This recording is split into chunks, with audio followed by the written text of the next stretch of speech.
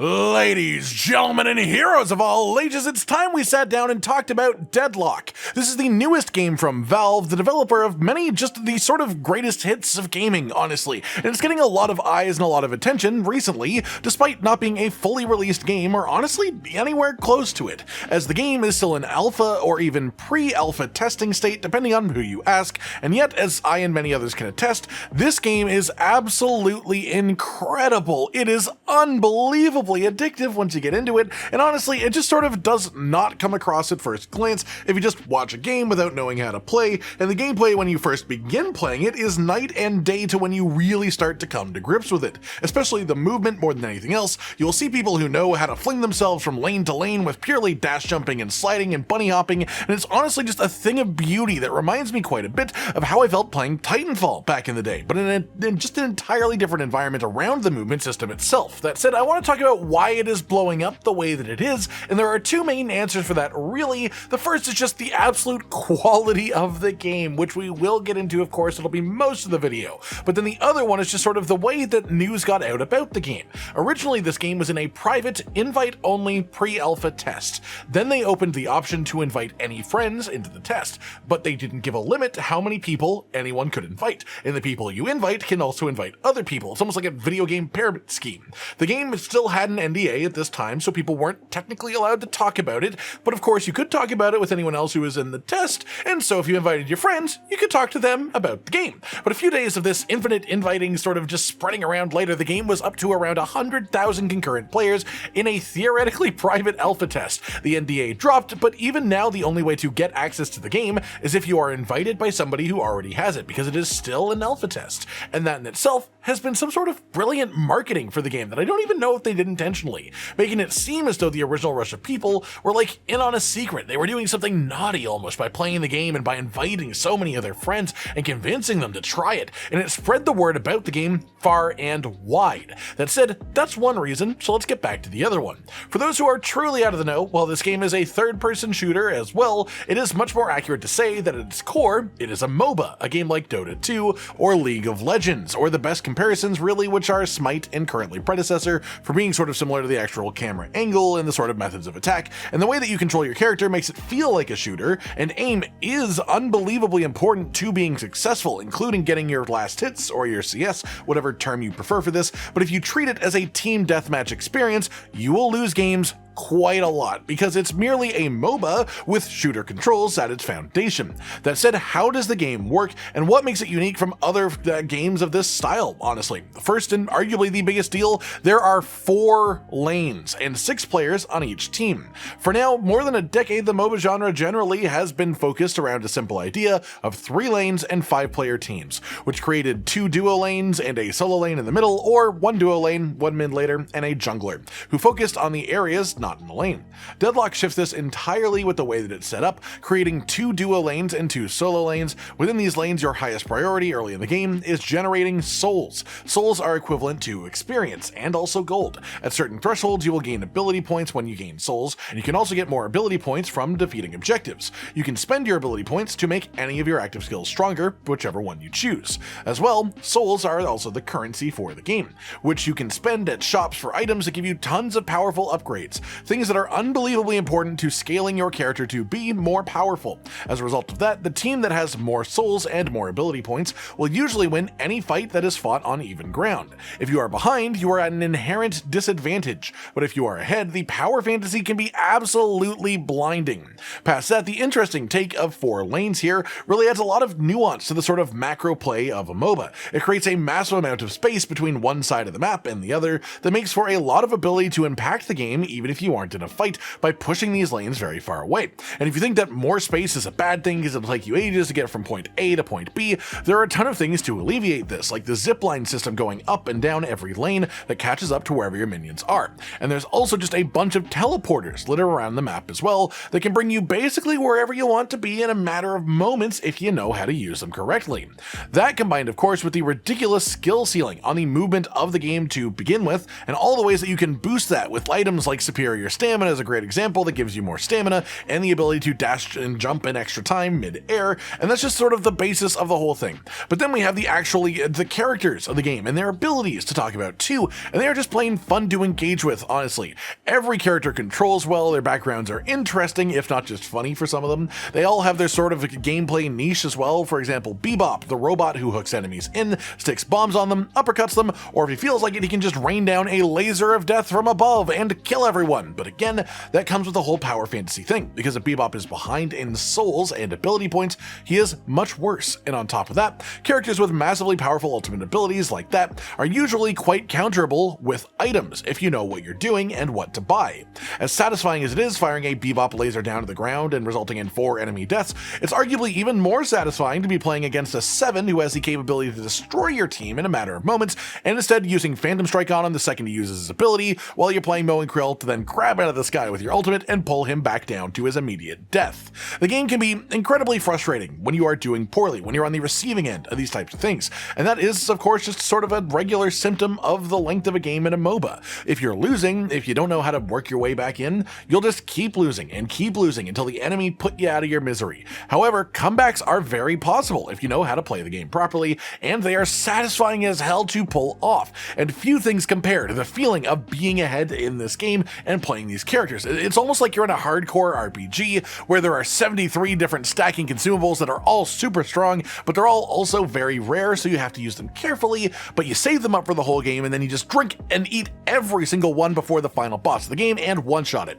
But that's what it feels like for upwards of 30 to 40 minutes at a time if you are ahead that whole time and it's a long game and you're playing well. Another thing that makes the game relatively unique too is that it's not afraid to let you break it. It just requires you to coordinate with team members. There are tons of massively damaging and wide-hitting abilities that are super hard to hit. They're sort of skill shots, and a lot of lockdown abilities that keep people in place in one way or another.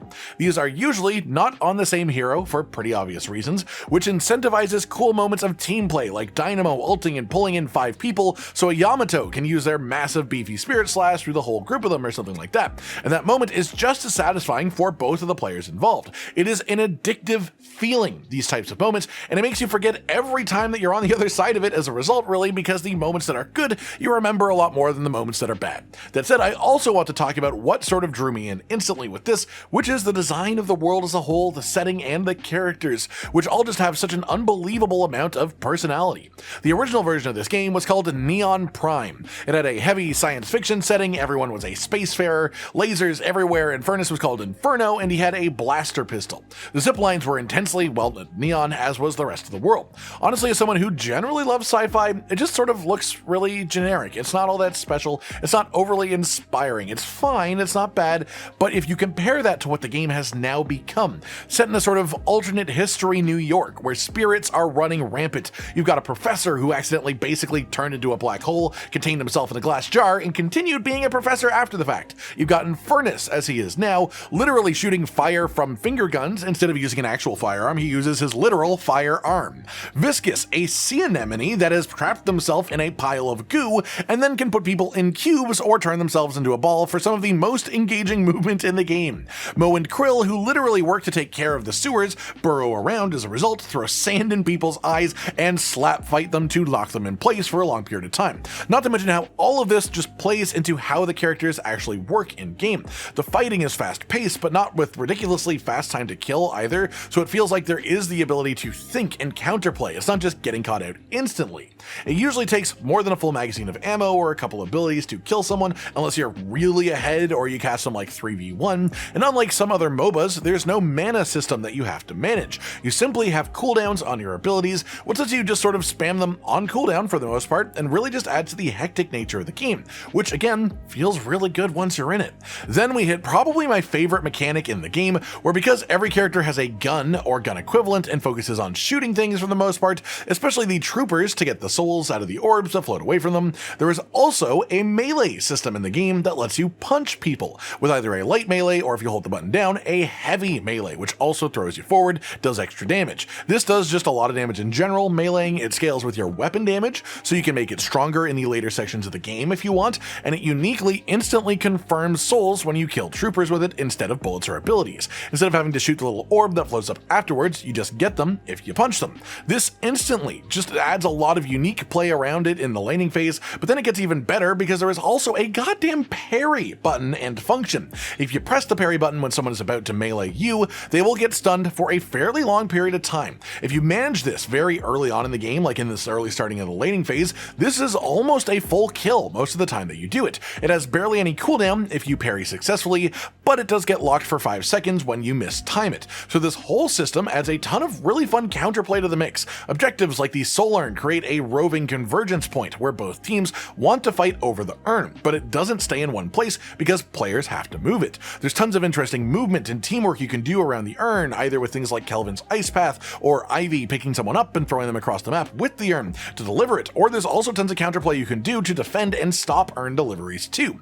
Just in general, this is a really important part of the game, and it's a really fun one too. It's hard to really break down the whole game to its essence and talk about what this game is to someone who doesn't have any idea, but the big picture is as a MOBA, most closely related mechanically to Dota 2 and the way that a lot of the heroes function, because it was made by a lot of people from the Dota 2 team. And the way that the map works and the actual objectives is much more similar to how it was before the overhaul patch last year that changed the map for Dota 2, but the actual gameplay sort of overlaps with it. It feels similar, with third-person shooter mechanics, of course, and much more hero shooter-esque abilities and pacing to the game. So the game still is a MOBA, undeniably at its foundation, but it just feels so unique compared to any other MOBA that I have personally played.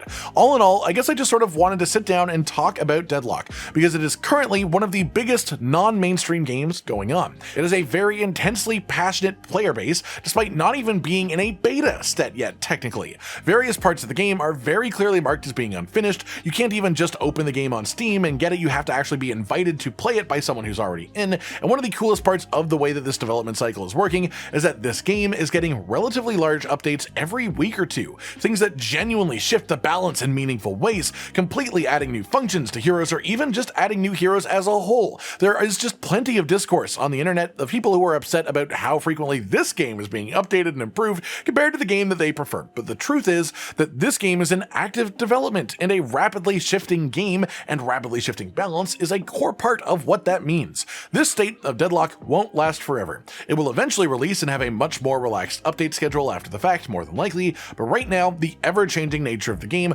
honestly adds to the addictive feeling. It creates waves and shifts whatever meta starts to get established, and while again we are super early, so meta isn't even really an accurate term, there is sort of a pro scene developing, specifically fully community-run tournaments where the teams are mostly just super high MMR players who also tend to generally be ex-pro players from other competitive games too. And there's a lot of people who are jumping to Deadlock from other games like this, and generally speaking, if pro players are flocking to something that is unfinished, it sort of says something special about the sheer quality of the game on a mechanical level, in my mind.